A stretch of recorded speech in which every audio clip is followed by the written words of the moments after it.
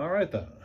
If you haven't tried it out, a lot of people give a lot of hate to the original Dean adaptation of Fate Stay Night, but overall, it is well animated for the most part. It's relatively faithful, and it did bring a lot of people into the series. So if you haven't seen it yet, give it a try. At the very least, I like it quite a lot. Anyway, hey there, kiddos, and welcome back to the channel. I'm Uncle Frank, hoping that you are having a great day, and in today's video, I am still sitting on the floor because I still don't have my chair back. That is going to be a problem for another day. In today's video, I'd like to talk about Flesh and Blood, LSS, ban lists, and market movement. Because, yeah, brand new ban list has just dropped for Silver Age in Flesh and Blood, the awesome new format sensation that is sweeping many nations. And yeah, there have been some changes, some bannings, some unbannings.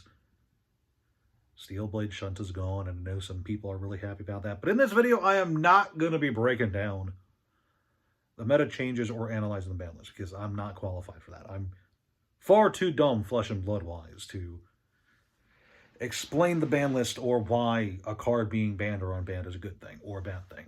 Instead, I want to talk about a particular part of the ban announcement, the article itself, because there was a section in the article where the team over at LSS basically says, hey, when we are deciding what cards to ban or unban, we do take the market into consideration. And then they clarify that for Silver Age, they don't have to be as careful because Silver Age is already such an accessible format. It's very cheap, blah, blah, blah. But yeah, I thought that was interesting because for the most part, a lot of people are aware of the fact that most card game companies out there try to pretend like their secondary market doesn't exist, even as they profit off of it. And I think it is important, I think it is important for companies to be aware of the secondary market, even if they don't talk about it or acknowledge or anything like that. I think it's important for them to be aware of the secondary market because a lot of the movement in the market can give you a good idea of what players are into, what collectors are into, etc. Sales data on the open market can be a positive treasure trove in and of itself in terms of research when it comes to decisions made behind the scenes. Not just for ban announcements, not just for product reprints, but the kind of cards that people might want more of. For instance, just to use the Yu-Gi-Oh example, maybe Konami sees that a bunch of 6 Samurai cards are really hot and have been for months. So they consider making new 6 Samurai support. Flesh and Blood can see that a bunch of, I don't know, Lightning cards are really moving a lot of the market, so they consider making a new Lightning hero. Please don't, by the way. Don't do that. Give us more mechanologist stuff, please. But a lot of market research can be done by just analyzing the markets, seeing what people are buying and selling, what's going up, what's going down, overall reception, etc. Sorry, I got something in my fat people gut. But I think it's important for them to be aware of the secondary market, and I do think it's important that the companies that are behind these games do at least a bit of care when it comes to their announcements and how it might affect the secondary market. But while I do believe it's important that companies are careful when it comes to the secondary market, especially when it comes to reprints, look at how Konami has treated Yu-Gi-Oh! Look at how Konami has treated Yu-Gi-Oh! Reprinting your cards into the ground will destroy your secondary market, and it will make it harder for people to invest in, collect in, care for your game long term. That's just a fact. Magic does it pretty bad. Konami and Yu-Gi-Oh! Does it pretty bad. Those are the two big examples. But as important as I do think it is that companies are more careful when it comes to reprint policies and market decisions, etc., I also think it's as important, if not more so, that the people who are participating in those markets are aware of the fact that these are card games and mechanical changes are going to happen. Functional changes are going to happen. Rules changes are going to happen. Ban lists are going to happen. Yes, a healthy secondary market is a good sign of the game in general, and can go a long way towards cueing the companies into what um, people are interested in, what they're happy with, unhappy with, etc. When it comes to prices, etc. Right? But it's also as important, I think, for people to be aware of the inherent volatility when it comes to their own cards. No, I'm not saying that you should go into Magic expecting all of your cards to be reprinted tomorrow. But I am saying when it comes to investing the big dollars into singles, especially, not necessarily sealed product, but singles, that you're aware of the fact that this is a game, things will change, rules will be updated, cards can be reprinted at virtually any time, and you can't get too emotionally attached to the financial aspect of what is effectively a pile of loose stocks, because that's what they are. Loose singles are in effect stocks. You can think of them, and they're not exactly the same, but you can understand that you can kind of see them that way, where you have one card that goes up and down on a daily basis, one sealed product that goes up and down on a daily basis. They are similar enough. I know that it's not a one-to-one analogy, so please don't haze me, but you have to be aware that there's a lot of volatility when it comes to the regular card games, and you can't really afford to when you're knee deep in it and you have a lot of money on the line. Yeah, obviously being concerned about your investments is natural, I think, as a human being.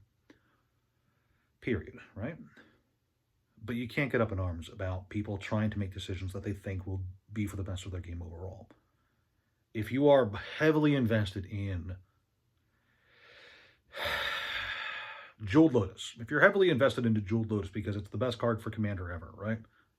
And the people who are behind Commander decide to ban Jeweled Lotus because it's the best card ever, you can't get in a tizzy about that. You sunk a lot of money and you parked a lot of money in a card that was ubiquitous for the format, and as a result, it got banned.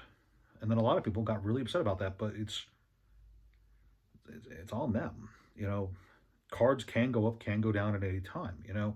You can't sit there and expect that any investment, especially when it comes to loose cardboard, especially when it comes to cardboard for the most volatile format ever, would stay. What's the word? Atmospheric to the moon. You can't expect that. You can't expect things to always go up and to always go your way. And sometimes decisions will be made for the good of the game, not necessarily the good of the people investing into singles for the game. So just be aware of that. Be aware of, yeah, companies, whether they admit it or not, whether they are LSS or Wizards of the Coast, they are keeping an eye on the secondary market, and they use the secondary market as a good point of research and to help them inform a lot of the decisions going on behind the scenes. At the same time, the people who are actually investing in these games have to be aware of the fact and conscious of the fact that these are games, and decisions will be made at certain points that are for the best for the games. And just be conscious of that. If a card you're heavily invested into gets banned or errataed or reprinted, you can't treat that like the end of the world. Diversify is a good counter for that. Don't be heavily invested in one card or even one product or one sealed box or whatever. Spread it out. A lot of, as people always say, diversity is key. But I think it goes doubly so for the world of cardboard, where any one card can be heavily impacted. You can't listen to one person going, "Oh, this card can only go up forever," because it's just not how it's going to work. It could work for a while, but sooner or later you'll be heavily invested into one card that will absolutely destroy you, or one box that will absolutely destroy you. It could happen.